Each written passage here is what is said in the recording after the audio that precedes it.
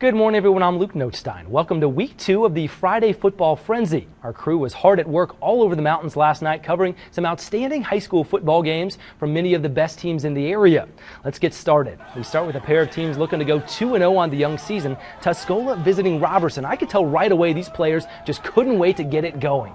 First series of the game for the home team. Darian Payne dumps it off to Marquez Shivers, who comes towards the near sideline, then reverses direction, cuts across the middle, and just keeps going all the way across the field to the far sideline. I'm getting exhausted just looking at this. Unbelievable run. 60 yards on the play to pick up about 30 first down Rams. That'll set up Desmond Mormon, who goes right up the middle for the first touchdown of the game.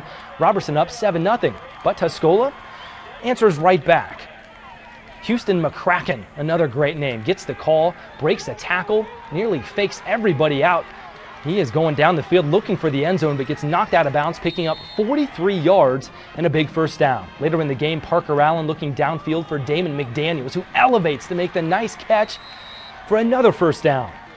Later in the drive for the Mountaineers, Parker Allen uses the quarterback sneak to score, and we're all tied up at 7 points apiece.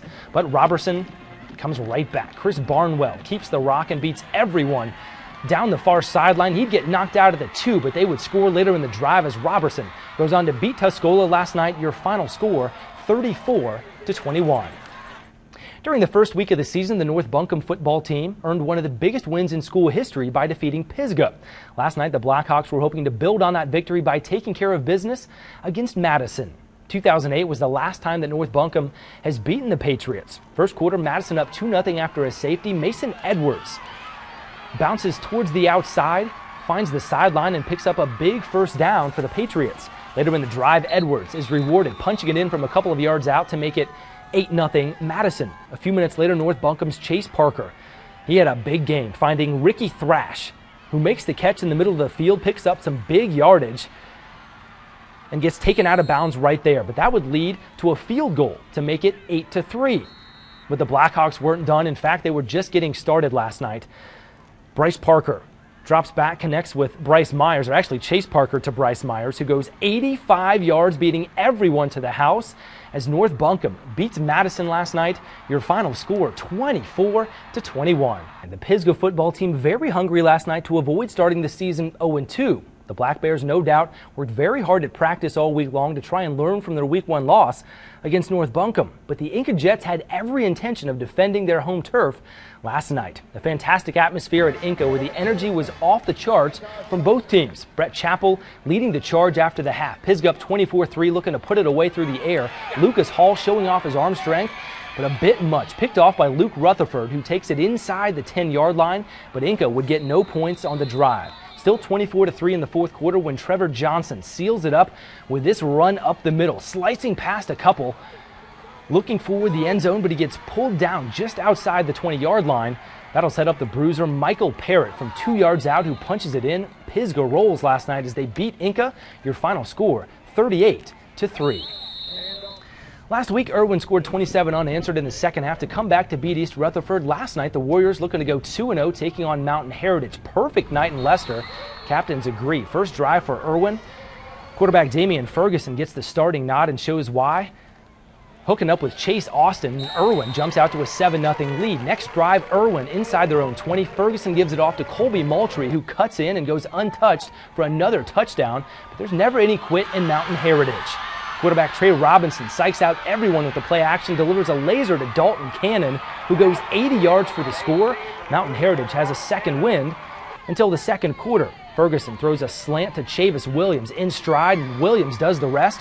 Irwin beats Mountain Heritage last night 42-26. The Asheville Cougars running game was impossible to stop during last week's game against Hendersonville. The Cougars got 7 combined touchdowns from Javay Jones and Reggie Battle. Last night, Asheville took their ground game on the road to Polk County. Could the Wolverines slow down the dangerous Cougars' attack last night? Pick it up in the second quarter. Asheville already up 7-0. Javay Jones gets the call, goes towards the outside, and finds the end zone to make it 14-0 Cougars.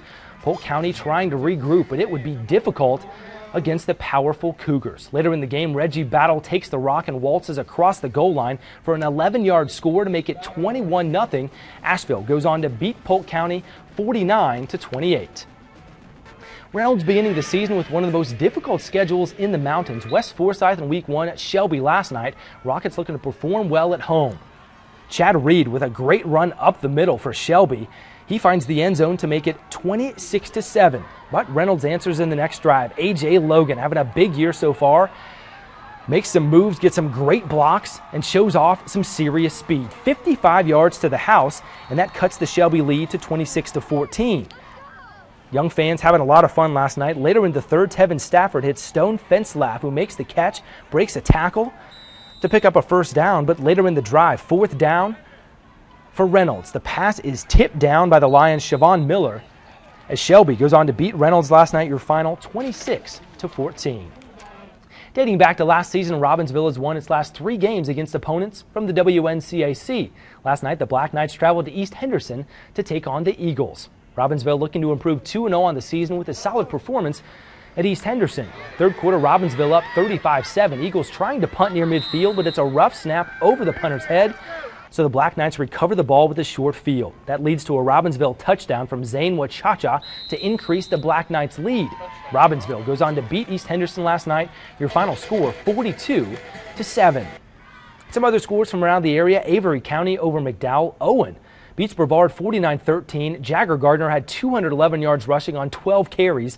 Franklin beats Murphy by 4. Swain County over Smoky. And Hendersonville beats West Henderson. A few other scores to get to from last night. Mitchell over Cherokee 27-8. Thomas Jefferson beats Rosman. And Rabun Gap beats Christ School.